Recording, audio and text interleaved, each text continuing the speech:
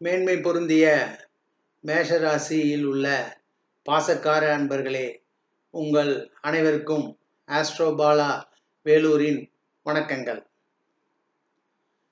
தற்போது நாம் அடுத்த மாதம் அக்டோபர் 11ஆம் தேதி துலாம் ராசியில் உள்ள குரு பகவான் விருச்சிக ராசிக்கு இடம்பெயர்ந்து அருள செய்கிறார். அவ்வமயம் உங்கள் மேஷராசிக்கு எவ்வகையான பலன்களை தருவார் என்பதை நாம் தற்போது பார்ப்போம். உங்கள் ராசிக்கு சப்தம ஸ்தானத்தில் இருந்து உங்கள் ராசியை பார்த்து கொண்டிருந்த குரு பகவான் உங்கள் ராசிக்கு அஷ்டமஸ்தானத்திற்கு வருகிற மாதம் இடம்பெயர்ந்து வருகிறார். அஷ்டமஸ்தானத்தில் இருக்கும் குரு பகவான் தனது 5வது பார்வையாக உங்கள் ராசியின் விரயஸ்தானத்தை பார்க்கிறார்.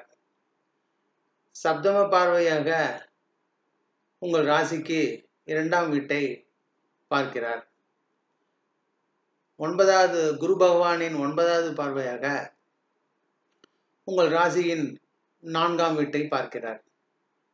குரு பகவானின் 5ஆம் பார்வை உங்கள் விரயஸ்தானமான 12ஆம் வீட்டில் படுவதால் உங்களுக்கு இந்த வருடம் சுப விரயங்கள் ஆகும். சுபமான செலவுகள், வீட்டில் ஒரு திருமணத்திற்கு செலவுகள், வீடு கட்டக்கூடிய செலவுகள், இது போன்ற ஒரு நல்ல செலவுகள் செய்வதற்கு வாய்ப்புகள் ஏற்படும்.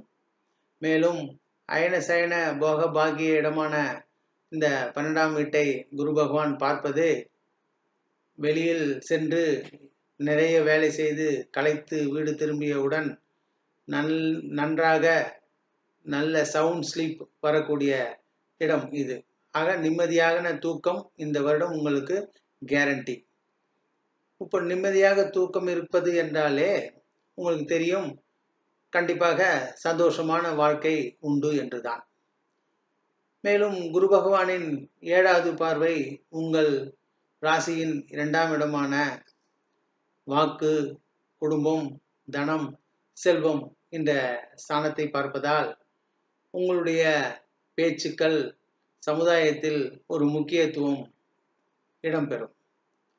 உங்கள் பேச்சுக்கு எல்லோரும் ஒத்துக்கொள்வார்கள். உங்கள் பேச்சுக்கு வெயிட் உண்டு. அதே போல உங்கள் கையில் பணம் புழக்கம் கண்டிப்பாக இருக்கும். உங்கள் குடும்பத்தில் உள்ள அனைவரும் சந்தோஷத்துடன் குதூகலப்பாக இருக்க வாய்ப்புகள் அதிகம் உண்டு. மேலும் குழந்தை செல்வம் வேண்டி நிறைய வருடங்கள் தவம் இருந்தவர்களுக்கு இந்த வருடம் குருவின் பார்வை குடும்பஸ்தானத்தில் படுவதால் குடும்பத்தில் குழந்தைகள் செல்வம் கண்டிப்பாக பிறக்க வாய்ப்புகள் அதிகம் உண்டு. அடுத்தபடியாக குரு பகவானின் 9வது பார்வை உங்கள் ராசியின் 4ஆம் இடத்தை பார்ப்பதால் சுகஸ்தானம், வீடு, வாசல், வாகன வசதிகளை தரக்கூடிய இந்த சுகஸ்தானத்தின் மீது குருவின் பார்வை 9வது பார்வை படுவதால் நிறைய வருடங்கள் வீடு கட்டக்கூடிய எண்ணங்களை மனதில் வைத்து கொண்டு இருக்கக்கூடிய அன்பர்களுக்கு இந்த வருடம் கண்டிப்பாக வீடு கட்டும் முயற்சியை மேற்கொண்டால் வீடு கண்டிப்பாக அமையும். மேலும் வாகன வசதிகள், நிறைய கார் வாங்கக்கூடிய எண்ணம் உள்ளவர்களுக்கும் பைக் வாங்கக்கூடிய எண்ணம் உள்ளவர்களுக்கும் கண்டிப்பாக வாகன வசதிகள் ஏற்படுவதற்கு வாய்ப்புகள் நிறையவே சாதகமாக உள்ளது. ஆக குரு பகவானின் 3 பார்வைகளும் உங்களுக்கு நல்ல ஒரு சிறப்பான இடங்களை பார்ப்பதால் இந்த வருடம் அஷ்டமஸ்தானத்தில் இருக்கக்கூடிய குரு தன்னுடைய பிரச்சனை தருவாரோ என்ற எண்ணம் ஏற்பட வேண்டிய அவசியம் இல்லை என்று கருதலாம். மேலும் இது கோச்சார பலன்கள் என்பதால் உங்கள் ராசி எது என்று மேஷராசி என்பதால் உங்களுக்கு லக்கணத்திற்கு யோகாதிபதிகளுடைய தசையோ புத்தியோ நடந்தால் இந்த கோச்சார பலன்கள் மேலும் சிறப்பான நன்மையை செய்துவிடும்.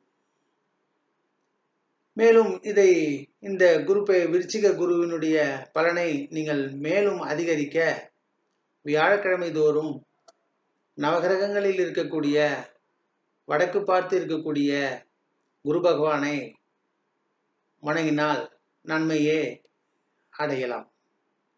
மேலும் இந்த ராசியில் பிறந்த இந்த ராசியில் உள்ள அஸ்வினி நட்சத்திரத்தில் பிறந்த அன்பர்கள் செவ்வாய்க்கிழமை தோறும் காலபைரவரை வணங்கினால் சிறப்பை அதிகரிக்கும். பரணியில் பிறந்த அன்பர்கள் வெள்ளிக்கிழமை தோறும் அவரவர் குலதெய்வத்தை வணங்கி வருவது அதிகப்படியான நன்மையை தந்துவிடும்.